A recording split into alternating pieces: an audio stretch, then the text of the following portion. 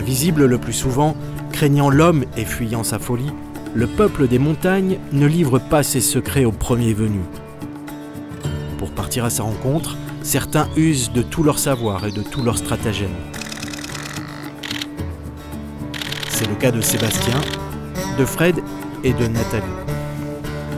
Ils sont photographes naturalistes.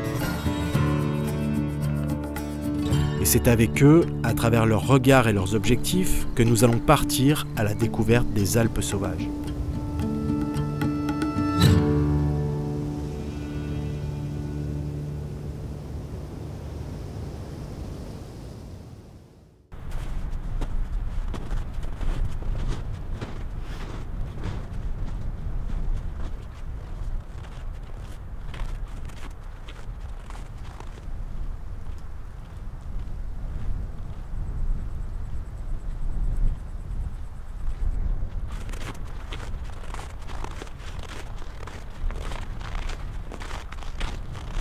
Là, regarde, dans les rochers là-bas, il y a deux gros mâles là, qui se courent après. On aura peut-être un combat. Mais je sais pas, celui de devant, il a l'air d'échapper au combat. Là. Plus celui de derrière qui a l'air un peu plus virulent. Mais bon, sait-on jamais.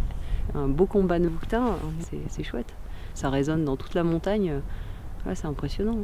Alors, en fait, tu as soit les deux qui vont se mettre debout ensemble et les deux vont taper en même temps, ou alors tu en as un qui se lève et l'autre en fait qui se prépare au sol à recevoir le coup de corne. Mais il y a des fois c'est vraiment violent. T'en as, moi j'ai fait des photos où tu as les deux pattes arrière qui décollent du sol.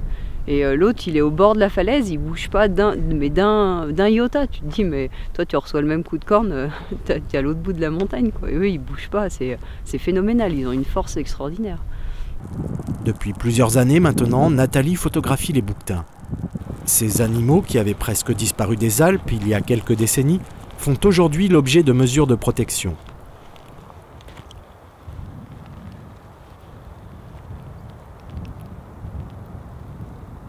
Au fil du temps, Nathalie a appris à connaître ces animaux, à savoir les approcher à la bonne distance, afin de ne pas perturber leur quiétude. On aimerait bien qu'ils viennent un peu plus près. Tu veux pas monter jusqu'à moi, petit? Il est beau, ils sont trop beaux, j'adore à cette époque, ils sont trop mignons. Ils sont encore tout petits, mais ils ont leurs gros poils d'hiver, on dirait vraiment des petites boules.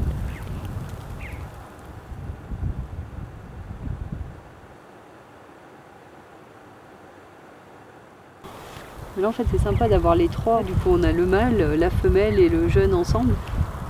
Et là on a le mâle qui nous fait une belle démonstration de grimace, il sent tout ce qu'il peut sentir de la femelle, voir si elle est réceptive ou non. En fait, le mâle, lui, il est en rut pendant 1 mois, alors que les femelles, elles sont réceptives que 1 ou 2 jours seulement. Donc du coup, c'est pour ça qu'ils les suivent, ils guettent vraiment le moment où elles vont être réceptives. Les pauvres femelles, elles sont vraiment harcelées, quoi. Là, ils sont... c'est rude hein, pour elles.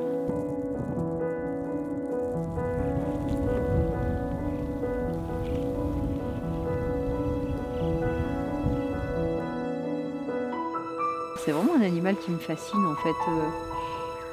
Ouais, ils sont sereins, ils te posent vraiment quand tu viens, tu te mets... moi j'aime venir me mettre au milieu d'eux, je viens m'asseoir, des fois je fais pas forcément de photos, je me mets au milieu, je fais une sieste, ou simplement je les observe et ils me reposent.